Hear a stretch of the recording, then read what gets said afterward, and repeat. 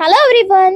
लहानपणापासून माझ्या bucket list मध्ये असलेली ही ठिकाणं समृद्ध भारताच्या वैभवाची आठवण करून देतात. ही ठिकाणं भारताच्या सांस्कृतिक वारशाचे जिवंत उदाहरण तर आहेच, पण इथे हजारो वर्षांचा इतिहास आणि अप्रतिम कलाकुसर दडलेली आहे. आजच्या या व्हिडिओमध्ये आपण याच प्राचीन शहरांबद्दल माहिती जाणून घेऊया. हॅलो एव्हरीवन, मी Saloni and let's explore Badami and Hampi with me.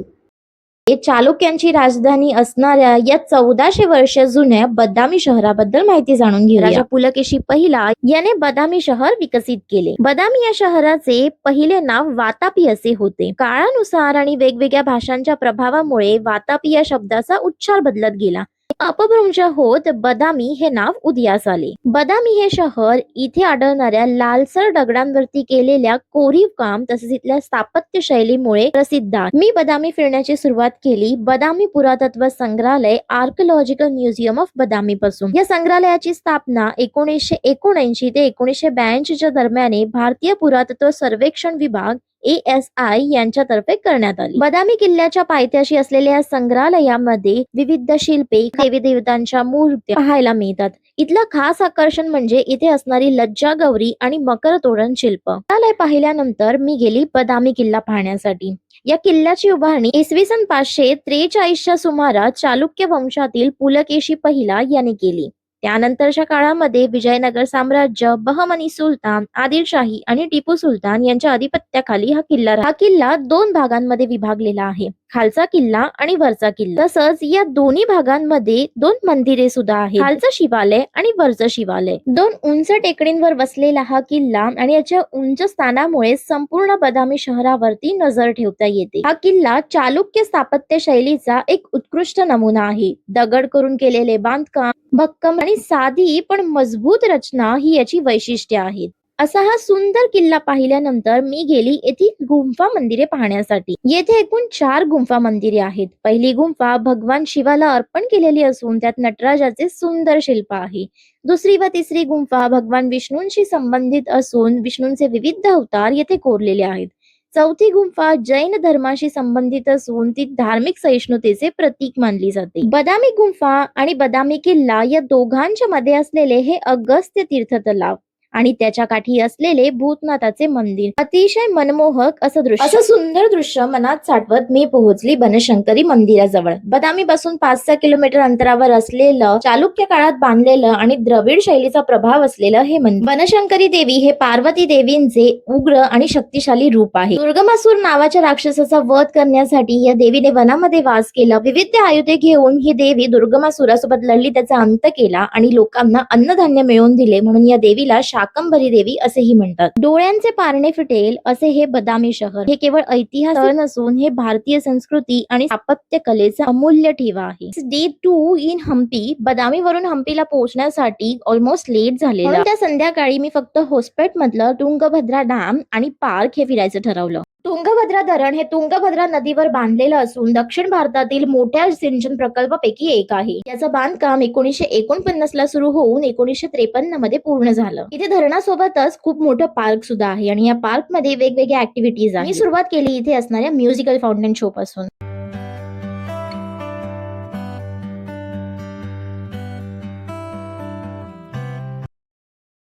Musical fountain show बघितल्यानंतर मी तिथे असणारी स्काय वॉक ही ऍक्टिव्हिटी केली. ही ऍक्टिव्हिटी करताना मला खूप मजा आली.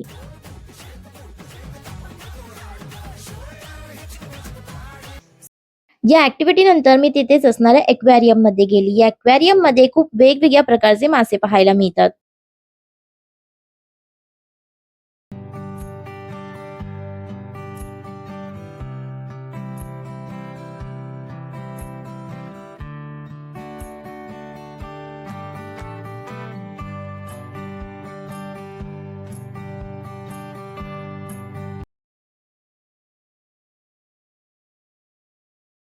तुंगभद्रा पार्क हे मी आतापर्यंतचं पाहिलेलं सगळ्यात सुंदर पार्क आहे. इथे लहान मुलांसाठी ऍक्टिव्हिटी तर आहेतच, पण त्यासोबतच मोठ्यांना सुद्धा इथे असणाऱ्या ऍक्टिव्हिटीजचा अनुभव घेता येतो. इथे प्रत्येक कोपऱ्यामध्ये सुंदर सुंदर लाईट्स आणि म्युझिक आहे. इतकं मोठं आणि इतकं सुंदर आहे की एकदा आत गेल्यानंतर बाहेर यायची इच्छा. मला सुद्धा इथे वाजणाऱ्या गाण्यांवरती नाचण्याचा मोह आवरला नाही आणि काही स्टेप्स केले. And this is how my day 2 ends.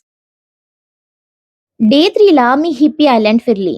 मी माझ्या दिवसाची सुरुवात केली चिंतामणी मठापासून. तुंगभद्रा नदीकाठी असलेल्या या मठाची स्थापना श्री मध्वाचार्य यांचे प्रमुख शिष्य असलेले श्री पद्मनाभ तीर्थ यांनी केली. हा मठ द्वैत वेदांत परंपरेतील एक प्राचीन मठ आहे. उपासना केल्यानंतर भक्तांच्या चिंता दूर होतात आणि मनःशांत प्राप्ती होते, म्हणून या मठाला चिंतामणी मठ म्हणतात. या मठाशेजारीच एक प्राचीन विष्णू मंदिर आहे. इथे भगवान विष्णूंच्या नरसिंह अवताराची शक्ती स्वरूपात पूजा केली जाते. या ठिकाणी नरसिंह स्वामी शक्तिपूर्ण पण भक्तवत्सल स्वरूपात प्रकट झाल्याची श्रद्धा आहे. भगवान विष्णूंचा नागांशी अतिशय निकटचा संबंध असल्यामुळे या परिसरात नागमूर्ती असणे ही परंपरा आहे. या ठिकाणापासून काहीच अंतरावर श्रीराम आणि सुग्रीव यांची भेट झालं ते ठिकाण आहे.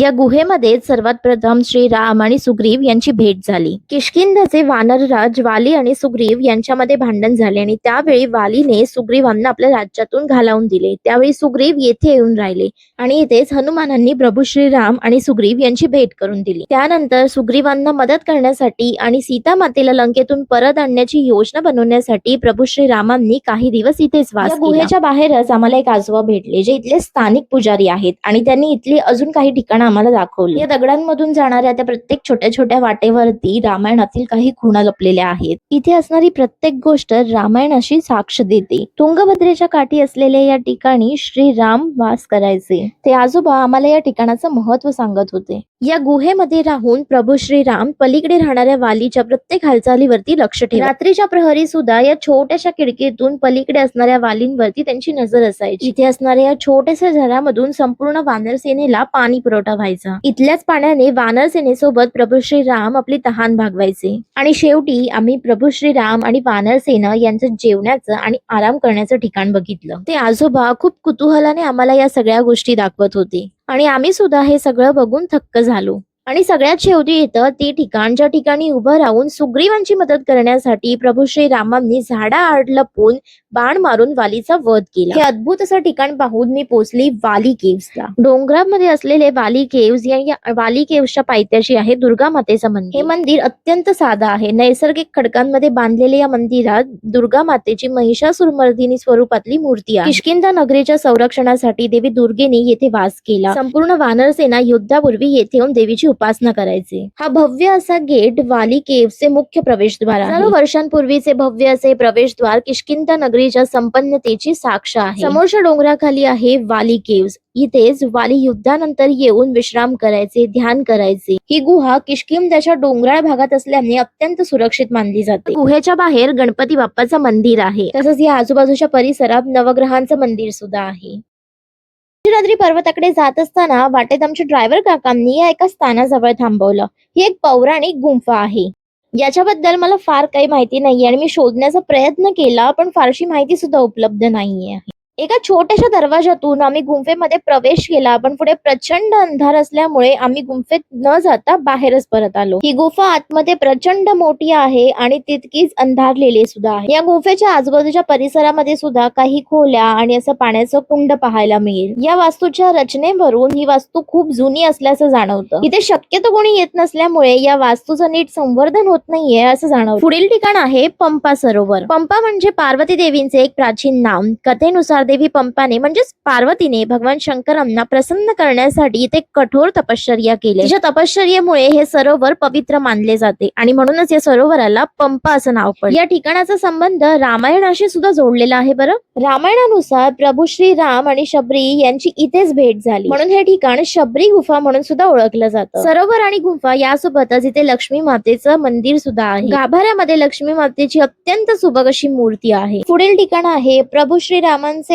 परमभक्त असलेले हनुमान यांचं जन्मस्थान. अनेगुंडी गावाजवळ तुंगभद्रा नदीच्या उत्तरेकडे एका टेकडीवरती असलेलं हे ठिकाण. हनुमानांची आई माता अंजना यांनी इथे तपश्चर्या केली, त्यामुळे या डोंगराला अंजनाद्री म्हणजेच अंजना अधिक अद्री, अद्री म्हणजेच डोंगर असे नाव पडले. माता अंजनाच्या तपपश्चात इथे योजिगुर्जा व दिव्य शक्तीने हनुमानांचा जन्म झाला. हे ठिकाण उंचावर असल्यामुळे 500 ते 600 पायऱ्या चढून जाव्या लागतात. डोंगराच्या गड्यावरून प्राचीन किष्किंधा नगरी तर सुंदर दिसतेच, पण त्यासोबत तुंगभद्रा नदी आणि संपूर्ण हम्पी परिसर सुद्धा पाहता येतो. या कड्यावरून हम्पीचा प्रत्येक कानाकोपरा अजूनच सुंदर भासू लागतो. संपूर्ण परिसर आणि इथलं सकारात्मक वातावरण यामुळे आपल्याला एक वेगळीच ऊर्जा प्राप्त होते. दररोज हजारो भाविक इथे दर्शनाला येतात. काही जण मनोकामना व्यक्त करण्यासाठी तर काही जण इच्छापूर्तीनंतर येतात. लंच करण्यासाठी आम्ही एका मस्त कॅफेमध्ये थांबलो. आजूबाजूला मस्त भाताची शेती होती आणि त्यामुळे इथलं वातावरण सुद्धा एकदम थंड होतं. अशा छानशा वातावरणात जेवण करून मी गेली आजच्या शेवटच्या डेस्टिनेशनला. संपूर्ण हम्पी परिसरात 12ही महिने होणाऱ्या भात शेतीला पाणी पुरवठा करणाऱ्या सानापूर लेक जवळ. हा तलाव नैसर्गिक नसून मानव निर्मित आहे. याची निर्मिती शेतकरी सिंचन आणि पिण्याच्या पाण्याच्या गरजांसाठी केली गेली होती. हे तलाव टेकड्यांनी वेढलेले आहे. या परिसरात कोरॅकल, बोटिंग आणि पाण्यातील इतर हलके खेळ सुद्धा केले जातात. सूर्यास्ताच्या वेळेचे एक परफेक्ट स्पॉट आहे हे ठिकाण. तर असा होता हम्पीतला माझा तिसरा दिवस. चौथा दिवस हा हम्पी फिरण्यासाठी होता. तर हम्पीतील माझ्या दिवसाची सुरुवात झाली विरूपाक्ष मंदिरापासून. सगळ्यात पहिले मी इथे असणाऱ्या लक्ष्मीकडून आशीर्वाद घेतला. विरूपाक्ष मंदिराची मूळ स्थापना ही 7व्या शतकातील पल्लव किंवा त्यापूर्वीच्या काळातली मानली जाते. हे अत्यंत प्राचीन आणि अखंड पूजेत असलेलं शिवाचं मंदिर आहे. 14 ते 16व्या शतकात विजयनगर साम्राज्याच्या भरभराटीच्या काळात राजा कृष्णदेवराय आणि त्यांच्या पूर्वी राजांनी या मंदिराचा मोठा विस्तार केला. राजा देवराय यांच्या कारकिर्दीत त्यांचा सरदार याने मंदिराचे नूतनीकरण आणि भव्य बांधकाम केले. हे मंदिर द्रविड स्थापत्य शैलीत बांधलेले असून यात भव्य गोपुरम, मंडप आणि तुंगभद्रा नदीला जोडणारा मार्ग आहे. हे मंदिर हम्पीच्या ऐतिहासिक आणि सांस्कृतिक वैभवाचे प्रतीक आहे, जे 1565च्या युद्धात हम्पीच्या विनाशानंतरही आजही जिवंत आणि कार्यरत आहे. विरूपाक्ष मंदिराच्या उत्तरेकडे स्थित या टेकडीवरती म्हणजेच हेमकुट्टा टेकडीवरती लहान आकाराची पण दगडी बांधकामातील सुंदर मंदिरे आहेत. ही मंदिरे शिवाला समर्पित आहेत. यातली बहुतांश मंदिरे ही 9व्या ते 14व्या शतकातली आहेत. काही मंदिरांवर कोरीव शिल्पकाम आणि शिखर रचना दिसते.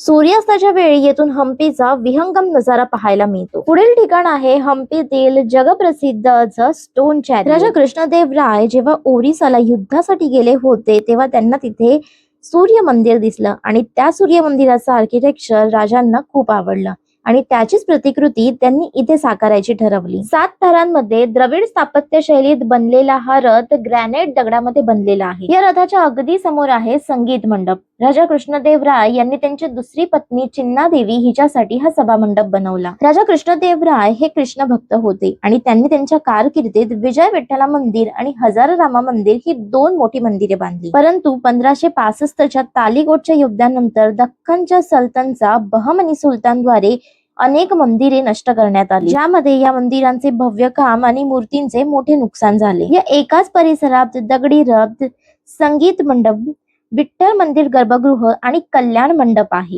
कल्याण मंडपातील प्रत्येक खांबांवर व्याल आणि व्यालस्वार यांची नक्षी पाहायला मिळते. हम्पीमध्ये एकूण 7 मोठे बाजार होते आणि त्यातील 2 हे इंटरनॅशनल बाजार होते, ज्यामध्ये बार्टर सिस्टमद्वारे घोडे खरेदी केले जायचे. 1336 साली स्थापन झालेल्या या विजयनगर साम्राज्याचा राजा कृष्णदेवराय यांनी मोठा विस्तार केला. हम्पीतील जगप्रसिद्ध असं स्टोन चॅरियट पाहिल्यानंतर मी पोहोचली हम्पीच्या मध्यवर्ती भागात आणि तुंगभद्रा नदीच्या काठावर असलेल्या कुरुक्षेत्र पॉइंट जवळ. या स्थानाचा महाभारतातील कुरुक्षेत्र युद्धाशी संबंध आहे असं मानलं जातं. या भागात दगडी बांधकामातील पडकी मंदिरं आणि काही ऐतिहासिक खुणा पाहायला मिळतात. पुढील ठिकाण आहे हेमकुट्ट पर्वताच्या पाठीमागे असलेलं कडलेकालू आणि ससिविकालू गणेश मंदिर. 10व्या शतकात बांधलेल्या या मंदिरात असणाऱ्या मूर्त्या या एकाच दगडात कोरलेल्या आहेत. यातील कडलेकालू गणेश मूर्ती ही या मूर्त्यांमधली सगळ्यात उंच मूर्ती असून तिच्या पोटाचा आकार हा हरभऱ्यासारखा आहे. ससिविकालू मूर्तीच्या पोटाचा आकार हा मोहरीच्या दाण्यासारखा आहे. हम्पीतील बरीचशी मंदिरं आणि इथलं नक्षीकाम हे 15व्या शतकातलं आहे. त्यातीलच एक हे बडवी लिंग. दक्षिण भारतातील दुसऱ्या नंबरचं हे सगळ्यात मोठं शिवलिंग आहे. याची विशेषता म्हणजे या शिवलिंगाच्या सभोवती 12ही महिने पाणी असतं. याच शिवलिंगाच्या बाजूला आहे उग्र नरसिंहा टेम्पल. कृष्ण भक्त असलेले राजा कृष्णदेवराय यांना ग्रेट आर्किटेक्ट आर्य कृष्णदेव भट्ट यांच्याकडून ही मूर्ती भेट मिळाली. ही भारतातील नरसिंह मूर्तीमधली सगळ्यात उंच मूर्ती आहे. आक्रमणापूर्वी नरसिंहासोबतच इथे लक्ष्मी मातेची सुद्धा मूर्ती होती आणि त्यावेळी ही मूर्ती लक्ष्मी नरसिंहा म्हणून ओळखली जायची. हे सगळं फिरेपर्यंत लंचची वेळ झालेली आणि म्हणूनच आम्ही हम्पीतल्या प्रसिद्ध अशा मँगो ट्री रेस्टॉरंट मध्ये छान जेवण करून थोडी एनर्जी घेऊन आम्ही उरलेली ठिकाण फिरण्यासाठी निघालो. पुढील ठिकाण आहे क्वीन्स बाथ. राजघराण्यातील स्त्रियांसाठी बनवलेलं हे खास स्नानगृह. बाहेरून अगदी साधं दिसणारं पण आतून तितकंच मध्यभागी तलावाभोवती सजलेले कमानीदार मंडप, छतावर आणि भिंतींवर केलेले नाजूक नक्षीकाम आणि पाण्याची ये-जा या सगळ्यांची अचूक व्यवस्था केलेली इथे आपल्याला पाहायला मिळते. क्वीन्स बाथ पासूनच काही अंतरावर आहे महानवमी डिब्बा. हे हम्पीतील विजयनगर साम्राज्याच्या काळातील एक भव्य आणि ऐतिहासिक व्यासपीठ. महानवमी म्हणजेच दसरा हा विजयनगर साम्राज्याचा सर्वात मोठा आणि महत्वाचा उत्सव होता. या उत्सवादरम्यान राजा या उंच मंचावर बसून समोर होणारे हत्ती, घोडे, सैनिक यांची परेड पाहत. इथूनच पुढे आहे पुष्करणी. याचा मुख्यतः उपयोग हा पूजा, यज्ञ आणि पवित्र स्नानासाठी केला जात. विजयनगर साम्राज्य हे मंदिरांशी संलग्न असल्यामुळे भक्त मंदिरात जाण्यापूर्वी येथे पवित्र स्नान करत. या पुष्करणीमध्ये तुंगभद्रा नदीच्या कालव्यांद्वारे पाणी आणलं जातं. इथे असणाऱ्या पायऱ्यांच्या रचनांमुळे पुष्करणीमध्ये प्रवेश करणं अधिकच सोयीचं होतं. लोटस महल राण्या आणि राजघराण्यातील स्त्रिया यांच्यासाठी बनवलेलं हे विश्राम कमळासारखा आकार असलेल्या या 2 मजली इमारतीमध्ये इंडो इस्लामिक स्थापत्य शैलीचा संगम पाहायला मिळतो. प्रत्येक कमानी आणि छताचा आकार यामुळे हवा खेळती राहण्यास मदत होते. एलिफंट स्टेबल शाही हत्तींसाठी केलेलं हे खास बांधकाम. इथे एकूण 11 घुमटदार कक्ष आहेत. मध्यभागी असलेला घुमट हा सर्वात मोठा आणि भव्य आहे. मजबूत जाड दगडी भिंतींमध्ये केलेल्या या बांधकामात इंडो इस्लामिक स्थापत्य शैलीचा प्रभाव पाहायला मिळतो. इथे हत्तींच्या देखभालीसोबतच त्यांना प्रशिक्षण सुद्धा दिलं जायचं. पुढे मी बघितलं भूमिगत शिवा मंदिर. भूमिगत असल्यामुळे मंदिराचं वातावरण शांत, गूढ आणि ध्यान योग्य राहते. इथल्या रचनेमुळे येथील तापमान हे नेहमी थंड राहते. विशेषतः उन्हाळ्यात याचा खास फरक जाणवतो. हम्पी ट्रिपचा शेवट झाला हा इथल्या अजून एका खास मंदिराने. राजा कृष्णदेवराय यांनी आपल्या कारकिर्दीत बांधलेल्या 2 मोठ्या मंदिरांपैकी एक हे हजार रामा टेम्पल. या मंदिराच्या नावावरूनच आपल्याला समजतं की इथल्या प्रत्येक भिंतीवरती, प्रत्येक कानाकोपऱ्यात रामायणाशी निगडीत नक्षीकाम केलेले आहे. रामायणातील प्रत्येक प्रसंग इथे कोरलेला आहे. राजा दशरथाने श्रावण बाळाला मारलेला बाण, पुत्रकामिष्टी यज्ञ, प्रभू श्री राम आणि सीता विवाह, सीताहरण असे अजून बरेच प्रसंग इथे कोरलेले आहेत. हे केवळ ऐतिहासिक स्थळ नाही तर भारताच्या वैभवशाली वारशाचे जिवंत प्रतीक आहे. अशा या मंत्रमुग्ध करणाऱ्या हम्पीला आपण एकदा तरी भेट दिलीच पाहिजे.